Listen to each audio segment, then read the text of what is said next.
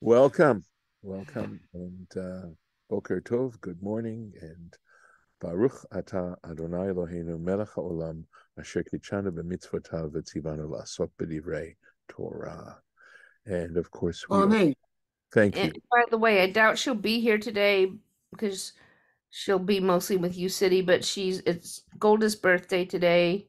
Oh, wow, that's I don't lovely. know if I guess I'm allowed to say how old she is because the date is on Facebook, but she's Uh, gonna be starting Medicare. that's a good place to be. It really is. It's not a bad place. Okay. So we're in Genesis. We're in Genesis chapter 3, and we just are, of course, in the midst of that whole story about eating from the tree of knowledge of good and evil. And at this point, we finished up God's telling the snake the consequences of his behavior, and now we are having God speak to the woman. And of course, this isn't going to sit beautifully, but we got to do it. So, El Ha'isha Amar. So, to the woman he said, Harba arbe itzvonech veheronech. He says, I will greatly multiply your pain and your pregnancies, literally, or your when you are in pregnant, when you're pregnant. Be'etzev teldi banim, in pain or in toil, right? Labor, pain, you shall give birth to children. And that's obviously what that is referring to. But there's some other explanations that Rashi is going to share. Ve'el ishech shukatech, and to your husband, to your man, literally, but to your husband is your desire. Vehu yimshol bach is what's the last word here, bach. He will rule over you. And of course, this lends itself to a lot of problems. But let's just see how Rashi interprets it and whether it helps a little bit. Maybe not a lot, but a little bit. Okay. So it's itzvonech, itzvonech. And I thought this is, believe me, I have so many times to refer to this. It means the pain of raising children. And that's what it has to do with actually raising children themselves. Okay.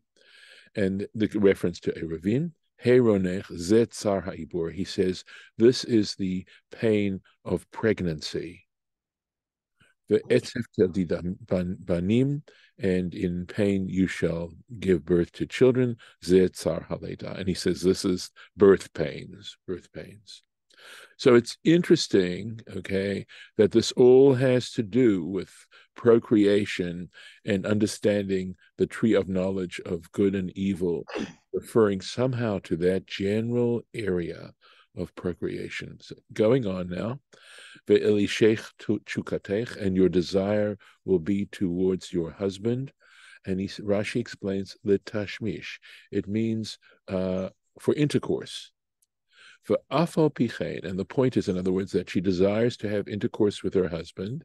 For afal pichein, but nevertheless, ein lach metzach, okay, letovo pepe. You do not have the chutzpah, right? The effrontery, the chutzpah, to ask him for gratification. That's how Jastrow translates this. In other words, to directly ask him for it. So that there's something that is an element of modesty for a woman to be able to satisfy herself without actually asking her husband for it directly. Okay. Elahu yimsholbach. But he, on the other hand, when it says rule over you, referring to the fact that he is able to do that. He can speak in this way. Hakol mimenu, all of this is going to come from him, velo mimech, and not from you. And if you want to comment, I am absolutely open to any comments you might want to make at this point. But at least it's a little bit different as far as I think it has been commonly interpreted, and is speaking more about modesty. And interestingly enough, again, this is all consistent. Speaking more about what? Modesty, acting in a modest way. You mean the woman, Yes, right. not the man. Correct. That the man can be more direct, that than the woman, that it's part of a man's nature as opposed to a woman's nature. And of course, there are always exceptions, right? But still, that in general, that's the way it works. Chukatech, your desire. So ta'avatech is what that is. In other words, you again, that's simply taking this word that's less common and Rashi giving us a more common Hebrew word to understand what it means. Your desire. And And let's then so yeah, and then he gives an example from Isaiah where it says v'nafsho shokeka, his soul longs. Okay, and there's the context there. Um, Lauren, did you want to say something? no, I just wasn't sure you had that Isaiah quote. Yeah, right. So I happen to be reading Shira Beth's essay. It's quite an extensive essay, and I really think that she gives a lot of thought to some of the dynamics that are going on. And there was this little piece here, and in which I think she sort of, in some ways develops some of the thoughts that at least one element of the thought that Rashi shares with us. So this is from Shira Beth, right?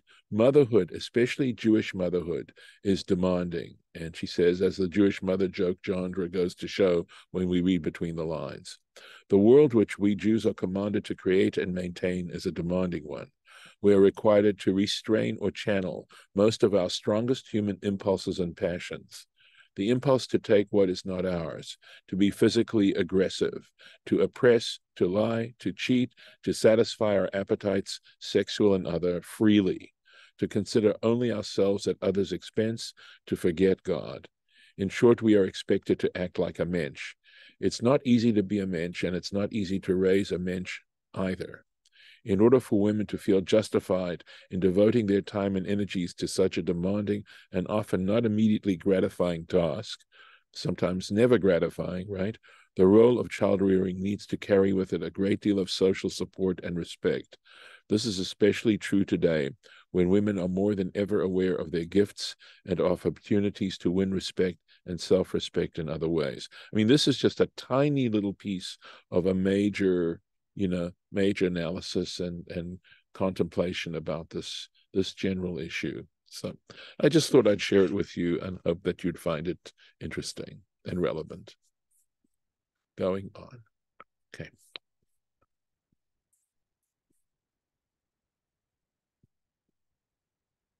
By the way, of course, the man doesn't get off either. So we'll see. Here we go. Ula Adam Amar, and to the man he said, Ki shamata lakol ishtecha, since you listened, you hearkened to the voice of your wife, vetochal min ha'etz, and you ate from the tree, asher tziviticha lemor, which I commanded you by saying, Lo tochal mimenu, you shall not eat of it. Arura ha'adama va'arurecha. The land, the ground will be cursed on your account because of you. The itzavon, there's that word again, itzavon. So adversity. We're talking essentially about that, right? And I wouldn't mind translating it that way. In adversity, you shall eat of it. Kol yemei chayecha, all the days of your life. And it's going to go on and be even more specific. Now, the part that could be troubling is the idea that he listened to the voice of his wife. But I want to point out that there's another place with Abraham and Sarah where Abraham is very concerned. This is when Sarah tells him to get rid of Hagar and Ishmael. And it's very painful to Abraham to do this. And God says to him, listen to your wife. Okay. And I think that, again, we tend to look at things partially and don't look at the entire context. And notice that it says, listened to your wife and ate regarding the tree which I commanded you not to eat. In other words, in a situation where he chose to listen to Eve rather than to listen to God. That's the issue that's being raised here. So it's not saying, that he's being punished because he listened to what his wife told him to do.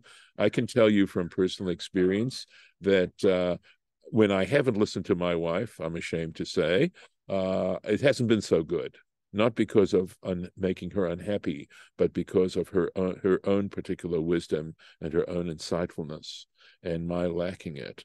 And I think that we need to be able to listen to one another, and especially to our partners, and to not, well, it's the stubbornness inside of me.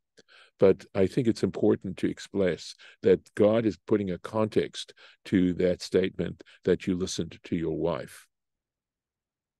So, and especially since there's an explicit statement just a few chapters later on in Genesis where God tells Abraham to listen. And by the way, we see with Jacob and his wives that certainly with Rachel and Leah, that he has to listen to them as well. So it has to be contextualized. So now regarding the actual curse, Arura Adama Ba'avarecha. So these, okay, he explains in what sense the ground is cursed, but there's also an implicit question here, which is why should the ground be cursed because of what Adam did? Shouldn't Adam himself been cursed? Why curse the ground? So first of all, the specific nature of the curse. Ta'aleh lachad varim arurim. So it says the ground is going to rear things that are cursed. Kagon, for example, zvuvim, flies, vepirushim, and fleas, unemalim, and ants. If you've had ants in your house, you know that they are not a blessing. Mashal, and he says, so now he goes on to explain why the ground. Mashal leyotze letarbut ra'ah. It's the example is of one who goes and starts acting in an evil way. In other words, a person who starts to act evilly, and vahabriot and the people around say mekalalot, they curse, right? They curse shadayim sheanak behem, the breasts from which he nursed. And so in a sense the ground of course represents the breasts from which Adam nursed, and they are the fact that, remember, he came from the ground, and it's going to be of course re-emphasized in the text itself. So the kotz, now going on even more specifically here, right? Kotz v'dardar, and thorns and thistles, tatzmiach lach, it shall grow for you. V'achalta et esev hasadeh, and you shall consume the herb of the field. It's not the end. He's got more coming. So let's go on with kotz v'dardar, tatzmiach lach. So it shall grow, it shall grow for you thorns and thistles. Haaretz keshet tizra'ena mine zra'im. Okay, that when the land, when you sow various kinds of plants, tatzmiach kotz v'dardar, it will, okay, and kundas v'akviot. So it says it will grow thorns and kundas, artichoke. We'll see how that works. That's the translation of the word. V'achviyot, and thistles. So there is actually a thistle that's called an artichoke thistle, and it goes by the name of cardoon. And I'm going to see if I can find a share for you. So give me a second. Sorry, let me go into this and find it here. I wanted you to see it. You Google, yeah. That's what it looked like. Yes. Isn't that interesting? It does look totally like an artichoke, really totally like an artichoke, except for this top. And that's an example of something called a cardoon. So I'm going to go back into the text. But I thought it was interesting that there's actually, that's essentially what Rashi's talking about. And ve'hein ne'echalim, and the point is they are edible. They're edible. Al yedei tikkun, but you have to prepare them in a way. They take a lot of preparation for them to become edible. Va'achalta et esef hasadeh, and you shall eat the grass of the field. Uma klala hizo, but since when is that a curse? V'halo bibracha ne'emar lo, and the fact is that when God blessed Adam earlier on, it says to him, Hine natati lachem et kol esev zorea zera. Behold, I give to you all grass forming seed, growing seed, etc. Ella ma amur kan. So what is really meant here? We need to sort of analyze this more carefully. Barosh ha'inyan arura. Okay, so what's being said here in this whole matter, right? When it says arura ha'adama ba'avorecha. So in the at the beginning it says the ground will be cursed on your account. The itzavon tochalna, and it says, in adversity you shall eat from it. V'achar ha'itzavon v'kotz v'darvdar. And after it says that, it then talks about the thorn and thistles it will grow for you. And here's the situation. Shekitizra ena kitnit, that when you sow legumes or yerakot, gina, or garden vegetables, hitatzmiach lacha kotzim v'dardarim, it's going to grow. In other words, the land is going to come up with thorns and thistles, ushar isvei hasadeh, and other grasses or herbs of the field, v'al korchacha tochlem, and against your will you will eat of them. In other words, they will be edible, but they're not what you planted, and they're not what you want. So that along with what you did plant, it's suggesting that there's going to be, at least at this stage of the game, lots of other plants, and they're not going to be enough of what you did plant, and you're going to wind up having to eat some of the other stuff as well. At least that's the best interpretation that I've been able to come up with so far. I will tell you that Noah, when we talk about Noah later on, one of the traditions is that Noah invented the plow, and that in fact he was able to reduce the level of this particular curse. So even though we know that nowadays we still see to some extent this very same kind of phenomenon, and it doesn't seem as serious as this particular curse, it could well be that by the time Noah shows up, and through his activities and his righteousness, that this curse is somewhat lessened. And that, of course, raises an interesting theological question as to, if God has cursed, do we have a right as human beings to try and reduce the level of that curse? And Noah, the story of Noah seems to suggest that yes. Okay, David.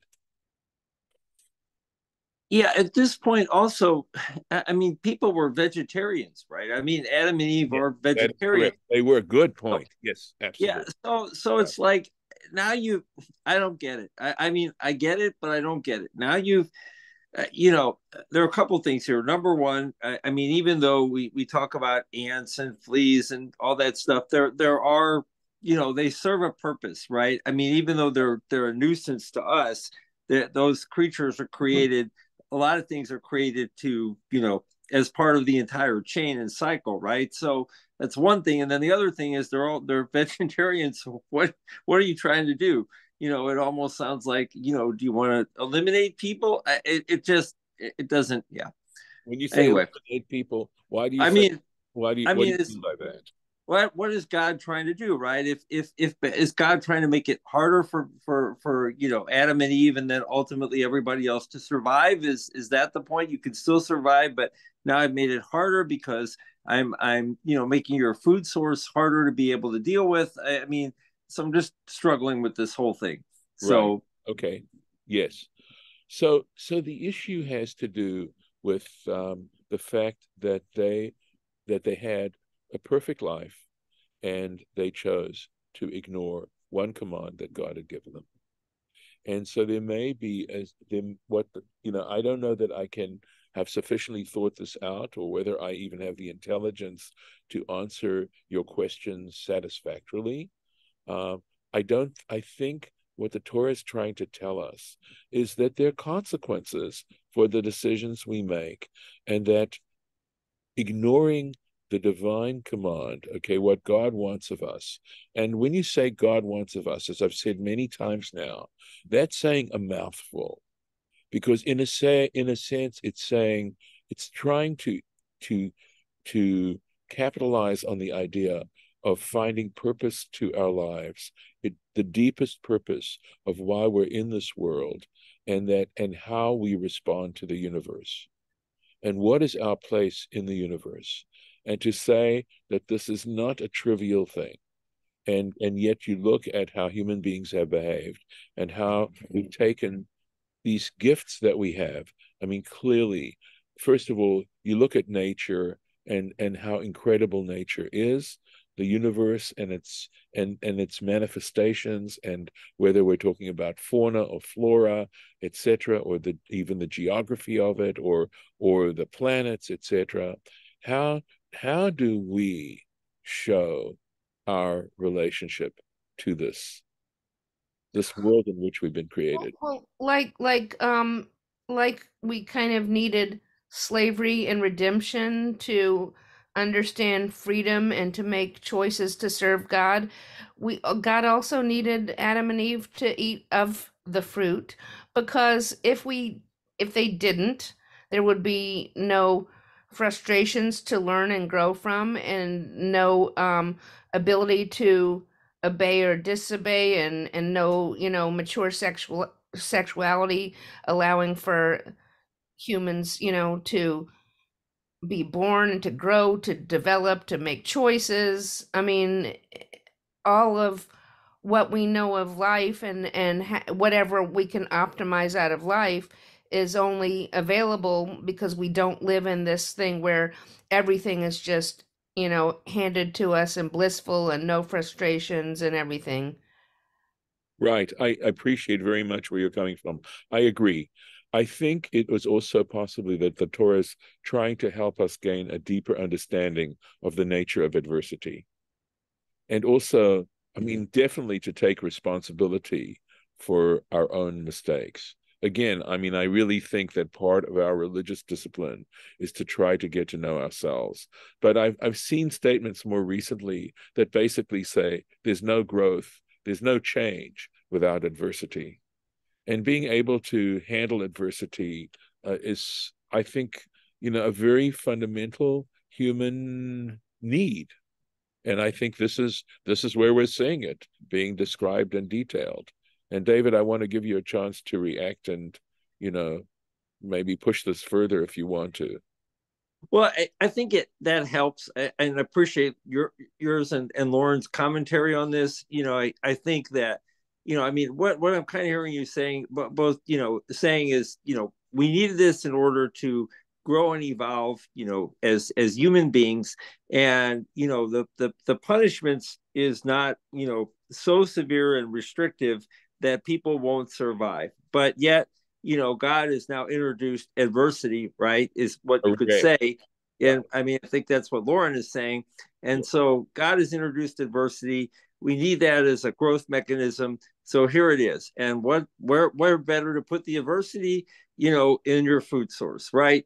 Because basically that's fundamental to survival. So Right. from that perspective, this makes a lot of sense. So anyway, I think that helps a lot. Food, so, Probably, food source and childbirth, yeah, yeah, yeah, and yeah. I was, yeah, and according to yeah, Rashi, child raising. yeah. That's Yeah. true. Yeah, I think we're looking at adversity. You're right. We're looking at adversity in multiple dimensions here in these passages. So yeah, absolutely. But It you're it just also right that it's fundamental dimensions in which it's introduced. It's Yep. all things that are necessary for Yeah. life, food, and childbirth. What always puzzles me about this is God knew. I mean, God knew what was going to happen, or I mean, we know God knew what would happen, and yet they're punished for. That's the other part of this whole thing that always. But that's a whole different conversation. Anyway, But let's go on. Yeah. Well, I'm as willing to, Rabbi points out, you don't necessarily, look at it as punishment, but as consequences. Yeah. Yeah. well, That That's true. and discipline has corrective abilities, not just, it's not there to make you feel bad and ashamed and only that. It's there to make you think about what you did wrong and how you could do differently. It's, discipline is supposed to be corrective. Yeah, most of the time we equate discipline with both corrective and bad consequences, right? There's punishment, so we equate it with both, whereas discipline can just be corrective without being punishing. It's Well, when hard, you but say bad consequences, I'm necessary consequences that are not enjoyable because of something that you've done. right. I meant punishing. I didn't mean bad. I just meant that most of the time it's discipline is associated with being both corrective and some form of punishment associated with it. Whereas you can have discipline, right, without without the impression of punishment, right? Well, anyway, probably another Especially tangent. if you avoid doing wrong things. Yeah, exactly. So anyway, okay, onward. Thank you both.